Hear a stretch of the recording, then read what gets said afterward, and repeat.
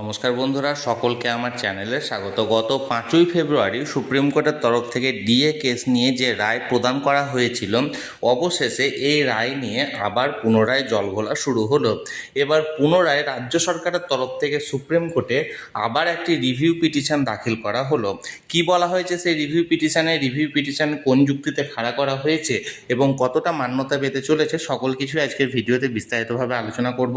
ভিডিওটি অত্যন্ত গুরুত্বপূর্ণ, তাই প্রথম থেকে শেষ পর্যন্ত অবশ্যই ধৈর্য সহকারে দেখবেন এবং ভালো লেগে থাকলে অবশ্যই লাইক করবেন এবং সকলের সঙ্গে শেয়ার করবেন। আর সেই সাথে চ্যানেলে প্রথমবার হলে অবশ্যই চ্যানেলটিকে সাবস্ক্রাইব করে নিতে ভুলবেন না। তাহলে চলুন আমরা বিস্তারিত জেনে নিই। দেখুন, এখানে ডায়েরি নাম্বার দেওয়া হয়েছে 14354/2026, অর্থাৎ 2026 এই ডায়েরি নাম্বারটি ফাইল করা হয়েছে। State of West Bengal versus confederation of state government employees West Bengal.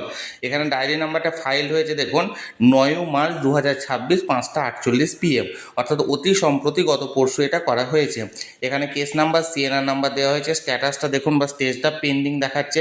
Petitioner হচ্ছে স্টেট অফ ওয়েস্ট বেঙ্গল আর রেসপন্ডেন্ট হচ্ছে confederation of state government employees West Bengal.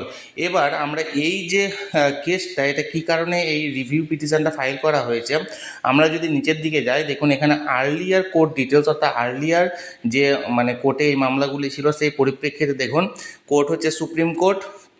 এখানে যে রায়টা অর্ডার ডেট দেখুন, অর্ডার ডেটে দেওয়া হয়েছে 5ই ফেব্রুয়ারি 2026, অর্থাৎ আগের যে মামলাটি ছিল যেটা 5ই ফেব্রুয়ারি 2026 যা রায় দেওয়া হয়েছিল, এবং সেখানে দেখুন জাজমেন্ট চ্যালেঞ্জ হচ্ছে ইয়েস, অর্থাৎ জাজমেন্ট যেটা প্রদান করা হয়েছিল সেই জাজমেন্টটার উপর ভিত্তি করে চ্যালেঞ্জ করা হয়েছে, অর্থাৎ পুনরায় ওই জাজমেন্টের ওপর একটা রিভিউ করা হয়েছে যে এই জাজমেন্টটাকে বিবেচনা করা হোক।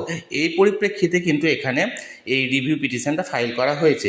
এর আগে প্রথমত একটা এমএ করা হয়েছিল রাজ্যের তরফ থেকে, অর্থাৎ মডিফিকেশান অ্যাপিল করা হয়েছিল। এবার এই মডিফিকেশান অ্যাপিলের পরপরই আবার এখানে একটা রিভিউ পিটিশন করা হলো।